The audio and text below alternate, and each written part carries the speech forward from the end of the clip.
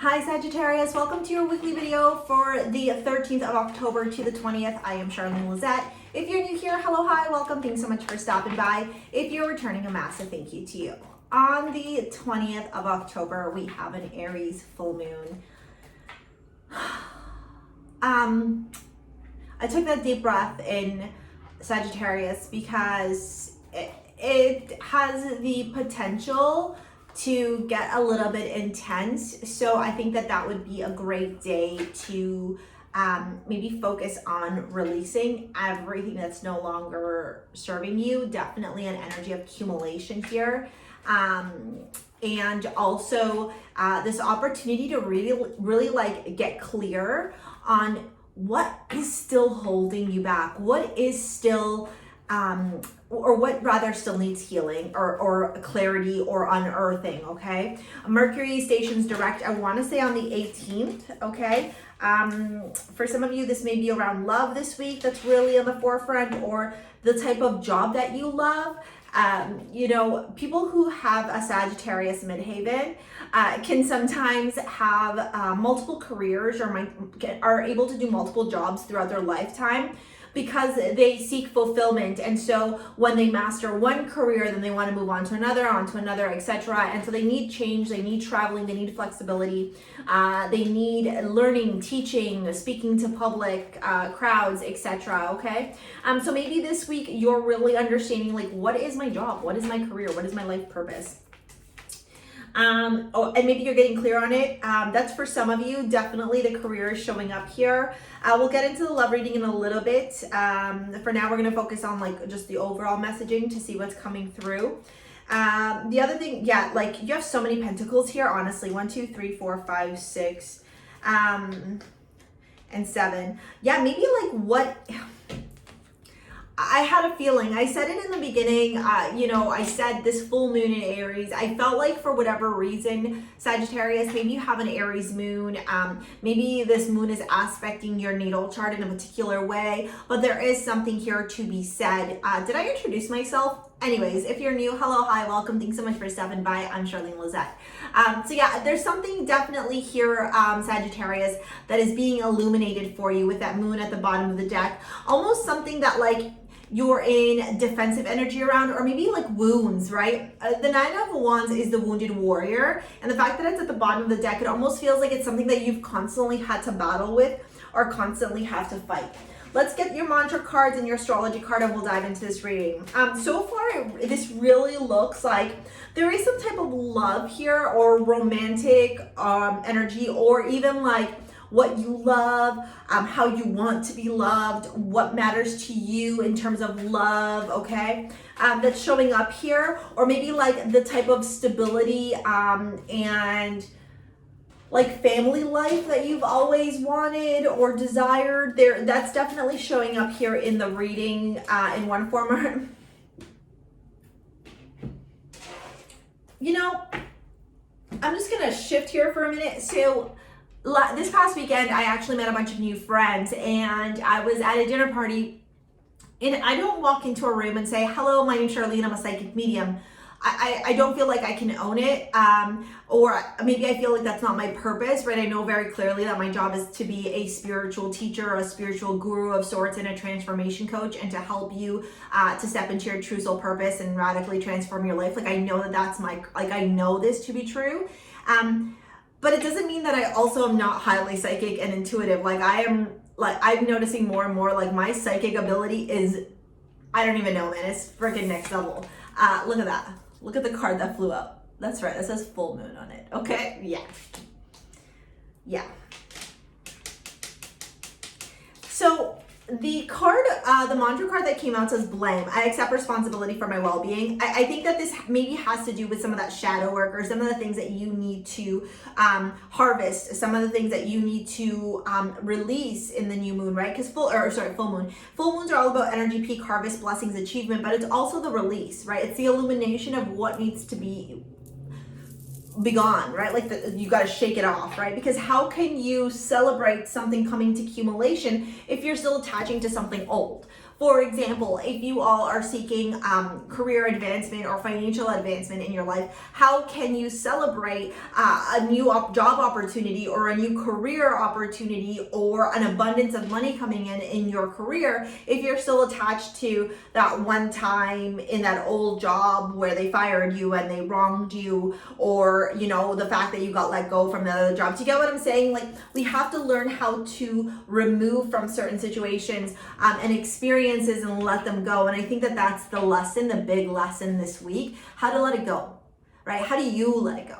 And when I'm looking at the tarot here, I really see that you have to let it go from the pit of your heart. There is something here that's coming to accumulation that will end up, like, it almost feels like when the world is your oyster and you can very much have whatever you love in your life, okay? Stability, romantic celebration, happiness, okay? It's all here for you, all right? Excuse me. So that's really beautiful because that means that it's available. Energetically, you're already vibrating at that frequency. And so it's not going to be difficult or impossible for you to obtain it. The beginning of your reading, the end of your reading, right? And beginning, okay? Having said that, if we look at the middle cards, you've got the Eight of Pentacles, the Six of Cups, the Chariot, and the Queen of Pentacles. So there is definitely this element of maturing, of evolving, of leveling up, and also mentally growing up. Why do I say that? Because you start off with the Eight of Pentacles in the beginning of the week. This is putting your head or your nose down to the books, right? Like working, hustling, putting your energy into things, okay? Grinding, believing in yourself. Then the Six of Cups is talking about maybe thinking about the things that you loved when you were little, like being nostalgic about those things. Maybe childhood memories are coming up and you're going, oh, I remember when I was little, I used to love drawing dresses, and why am I not a clothing designer if I've always wanted to do that? You know, that kind of thing. It could be different for all of you. I'm just using that clothing designer as an example, okay? And for others of you, it could be, oh, when I was little, I loved traveling. Why don't I travel for a living, right? Oh, is it because of this thing that's happening in this world, or is it just an excuse? Right? So it's really about kind of going back down memory lane and asking yourself, what did you love about your youth, right? What brought you joy? What are memorable moments? And then with the Chariot card we have here, it's about you taking control, okay? It's about you acknowledging the things that you love, putting your energy, your heart and soul into it, and taking control of the situation with the Chariot, okay? Understanding the direction that you need to get that you need to go down so that you can reach this Queen of Pentacles.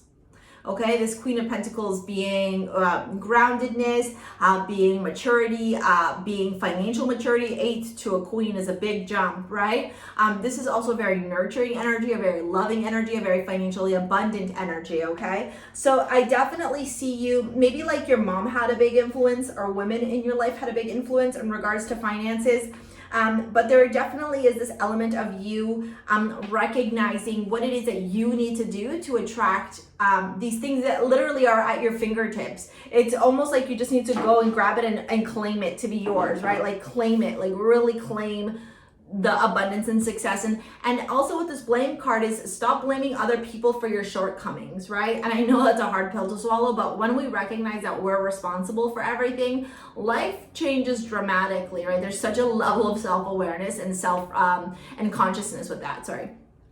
So we're gonna move on to your love reading. I always recommend a crystal or a bracelet rather from my jewelry line, Starseed Jewels. I create modern day amulets. I hand make all of them here in my office right there, and then I ship them out to you. I would totally recommend something like Bastet. It's black tourmaline and pyrite, and it's meant and designed to help you attract financial abundance, for you to stay grounded and rooted and dedicated in your career, for you to block out like the naysayers and be protected from people who are trying to tell you that your career path, your business, your finances are not where they're at. It's really about like putting blinders on and you focusing on how to attract that financial abundance and being disciplined as well. All right, that's definitely what I would say would be the best bracelet to get if you want to shop over at Starseed Jewels. You can in the description box below. Ditto if you want to book a private 1-hour reading. Let's get into your love reading right now and see what's going on. I'm just gonna move this over here. Can you see it there? All right, so you got deception. Someone is wearing a so-called self mask in this relationship. Oops.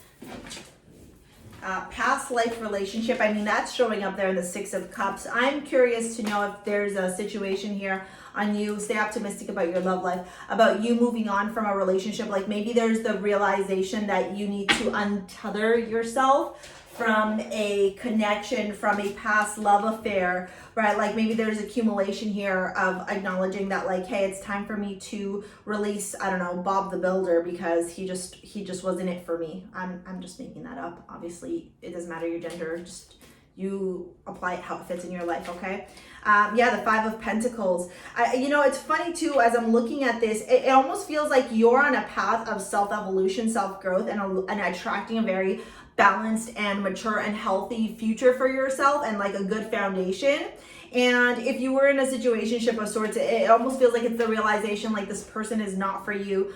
There's obviously a lot of love here to be had. Look, the Six of Cups, the Three of Cups, and then the Eight of Pentacles. Like it almost feels like there's a karmic tie potentially to this person, but it's also the recognition that this could be a karmic relationship, and therefore it hits its accumulation at some point. The Six of Swords, yeah. You moving on and realizing that you deserve way better. And then the Ten of Cups is reversed here. You realizing that it's time for you to move on. It's time for you to stay optimistic about your love life and know that the right partner will come into your life. It's just probably not this person. The energies I'm seeing here are Gemini, Cancer, Virgo, Taurus, Capricorn prominently. All right. Okay, if you want to book a live 1 hour or shop, take a look at the description box below. Thank you so much for all your support, your likes, your comments, your shares, your subscribes. We'll see you in the next video. See you later, alligator. Peace out. Bye.